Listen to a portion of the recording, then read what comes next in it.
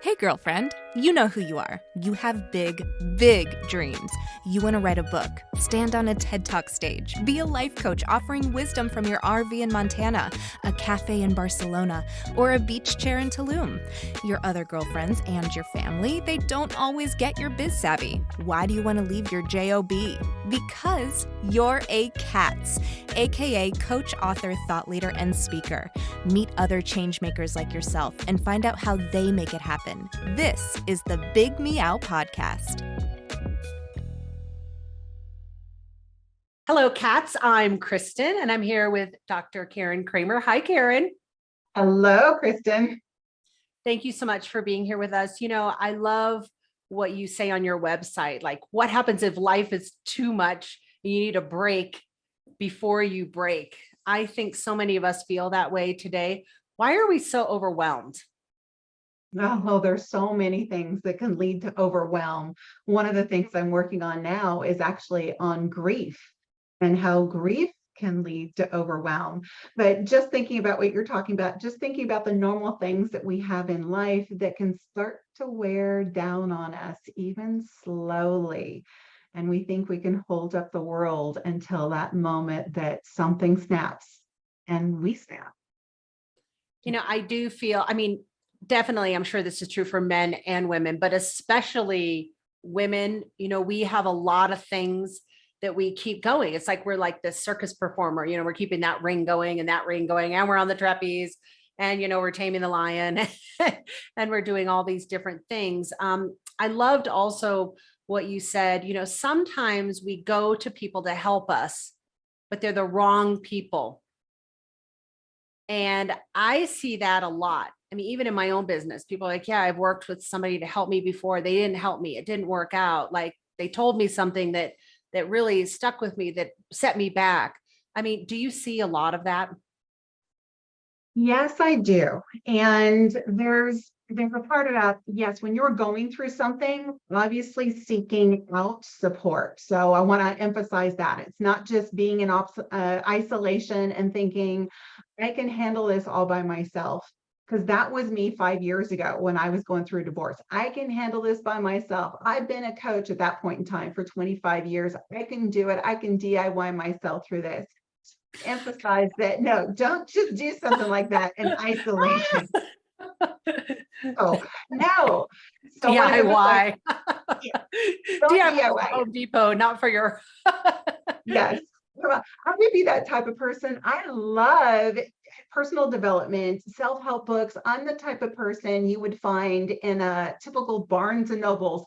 Now it's online, but in Barnes and Nobles, like pulling off self-help books and sitting in the middle of the aisle till somebody tells me not to, with like stacks of books. In fact, even now I have stacks of books that are next to me. There's something about drawn to, hey, I can go to a seminar, watch a YouTube video, read a book, and I could do it myself. So I want to emphasize, you know, we gain a lot of information from that. But when do we, to your point, Kristen, when do we need to seek out support, and how do we know when it's the right support? So for me, it was actually 11 years ago, I had one of those moments where I did break.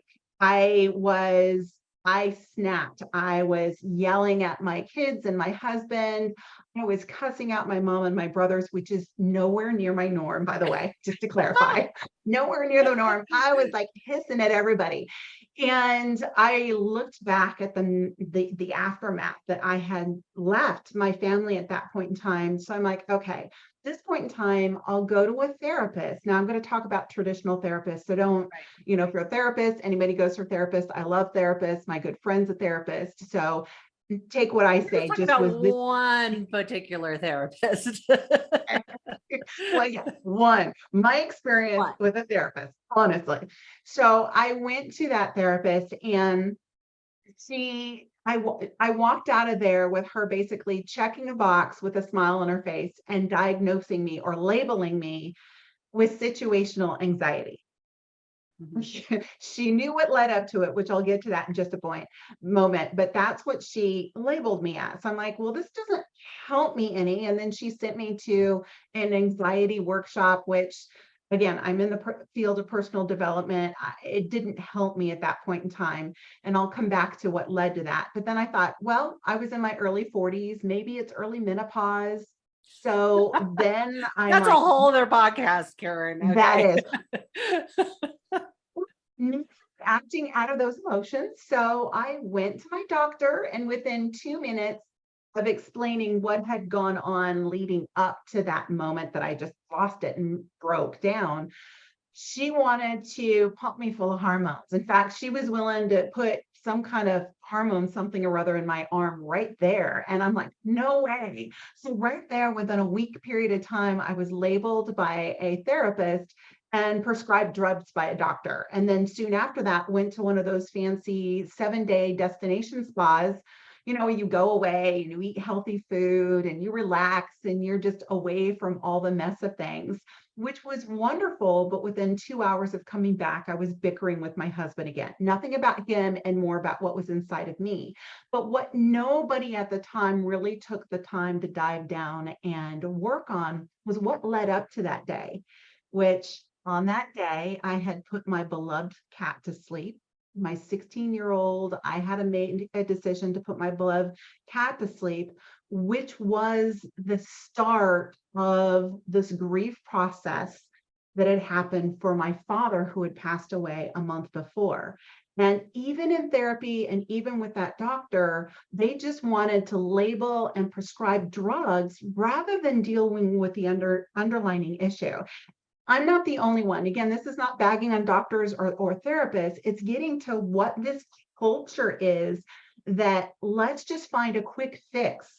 And there's books like The Myth of Normal and The Body Keeps a Score, that both, and many more, that talk about this. Like, how many women in my situation, and Kristen, you probably know them too, who go to professionals to seek help for something, but they're just, because of the way society culture is set up, that it's like, let's just do a quick pill, or let me label you and Well, we send want to you. treat the symptoms, right? Like we hear a symptom, we're like, let's treat the symptom. But I do feel like I agree with you. We're much more complex humans. And if we don't have an outlet and we have like accumulated stress and grief and disappointments and unmet expectations and all these things can really create a firestorm if we don't have a channel to release them, or at Correct. least alchemize them into something else, because sometimes they don't just flow out. They kind of swirl around and end up coming out another way. And I think that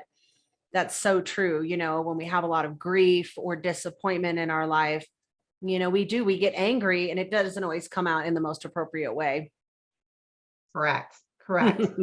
And even when it comes out, sometimes it can be like exploding, like Yeah. I did on that one day, just this, holding it in, and just explode.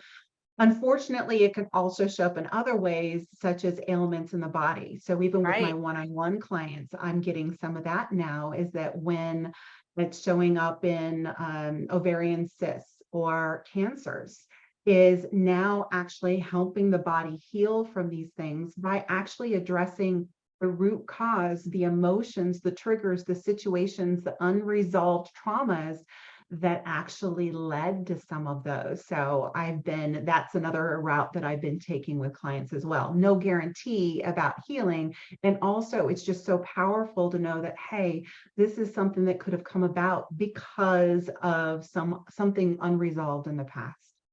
You are listening to the Big Meow podcast, empowering women entrepreneurs to share their voices, make an impact, and transform the world in a positive way.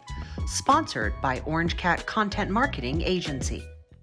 There is a lot of research out there about somatic therapy, and how we can have emotional traumas, or we can have experiences that just kind of are dormant in our tissues. And then all of a sudden something comes in and triggers it, and we have a big flare up. I mean, I think that that's definitely fascinating work. We're learning a lot more even about that, more mainstream than ever before. So tell me a little bit about Villavision. This is your business. What kind of things do you do? Well, first of all, it inspired me as far back as that angry episode that I just mentioned, recognizing that I'm not the only one who gets caught in some traditional systems about just treating the symptom and not the underlying root. So that then later led me into the work that I'm doing now, sparked by then a divorce that happened here 5 years ago, where I try to DIY myself through my divorce.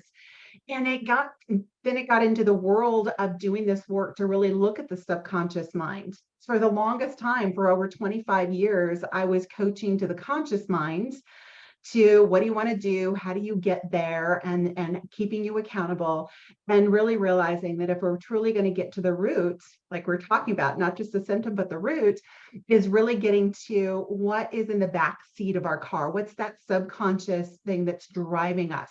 So the Villavision was created. It was a vision I had of a villa, hence the name Villavision. It's a vision I had literally 4 years ago and launched it a year ago. It's designed specifically to help women. So it's a spa-inspired therapeutic center to help ground women. So when I say that, think about it, granted, right now it is based upon my work and what I'm doing. So doing what's called breakthrough work, which is again, getting to the subconscious mind. But I'm also partnering with other practitioners that are, so some of them, for example, like massage or acupuncture or Reiki, those are just various different ways to, and you use the word somatic. So it's looking at that psychosomatic, what's going on in our brain, which is also our mind, subconscious mind, that is also going on in our body, and finding different ways and different modalities to be able to get to the root, as well as release it from the body in so many different ways. So the Villavision upon building out is the vision. So think of a typical day spa where you would go and say, hey, Kristen, would you like a massage or a pedicure or facial? In this case, individuals are coming in, specifically women, and saying, hey, I'm lost. I'm not quite sure what I want in my life, or I've gone through a major event such as a death of a loved one or a divorce, or also I just got diagnosed with this. No matter where they are, there is a series of various different practitioners with a concierge that can help them say, hey, here are some various different techniques, practitioners that might help you from a psychosomatic perspective, mind-body perspective, to be able to help you process through that. Which 2 or 3 options do you want? That's what the Villavision is designed to do. So you're in San Diego, right? But Yes. what if somebody doesn't live in San Diego? Welcome to come. So here, what I have now with the hub is that we have an opportunity for people to stay on site. So in the main part of the Villavision, there is a one room. So I have a client even the next 3 days who's coming out to do the work. So she's staying in that one room. When I do retreats, we also have a house that holds up to 5 people to be able to stay on site when I do women's retreats. Oh, so I think if somebody is having a challenge, like something's come up in their lives and they're wondering what to do, what would you recommend is the first step? I mean, what do you need to do to realize what the path forward is? Well, the very first thing that I do is I do a 20-minute call to help on that. And I actually just had one this morning. So I call it a discovery call, which is on my site. I'll give that information at the end, but it's on my site and that's where people go. So I always tell people right in the get-go, this is a 20-minute discovery call to find out what are the options for you. And if I can be of service to you, great. If not, then I will refer you out to other services. I always recommend the fact that I am not the end all and be all for everybody. I want to make sure it's a good fit depending upon what they want. So for example, the call I had this morning, the woman started off by saying, I just went through a divorce. I just am isolated. I'm not quite sure what I want. So what I did in a 20-minute period of time, I asked a series of questions to get down to the root, like what's really driving her. So quickly, within about a 10-minute time, we realized that from this divorce, she was dealing with a lot of fear and anxiety around protecting herself. So I said, great job. your unconscious mind did a great job because she lives in this rural part, isolating herself from the world in a rural part of Colorado. And I said, great, you did that. She says, but that's not what I want. I said, yes, there's another part of you that wants something more, to be around people, to be in an intimate relationship, to be in warmer weather. But there is another part of you that's still trying to protect yourself from what had gone on in her marriage. And she was projecting that out into the world. So in answering your question, there's not just an end all and be all. It's being able to interact with somebody who can ask the questions like I do in a short period of time to get down to what's underneath that. Because clients don't come to me and say, hey, I'm dealing with like fear and anxiety and I want to protect myself in the world. No, they're calling me because they're basing it on the symptoms that are showing up in their life. There are things they want to do and they're feeling like they're being held back from doing it. So what's next for you, Karen, and Villavision? Well, what's next is various different things, but the one right now is I am working on a book which will come out in fall. So that'll be fall 2023. And it is called Healthy Grief. So healthy grief, yes, oxymoron, but granted with what we're doing is grief is recognizing that something's going on, healthfully processing through it. And the subtitle to that is currently, it is normalizing and navigating loss in a culture of toxic positivity. I love it. It's awesome. So that's what's next. Yeah, wonderful. Where can we find you? So you can find me on my website at www.thevillavision.com. That's TheVillavision.com, and click anywhere on the site for a 20-minute free consultation with me. Awesome. Dr. Karen, thank you for being on the Big Meow, and good luck with your new book. Thank you, Kristen. Pleasure to be here. Are you looking for authentic connections, business mentorship, and a supportive community? Join C.A.T.S Network. Thank you for listening to the Big Meow podcast. Please subscribe, give us a 5-star review, and share this episode with your community.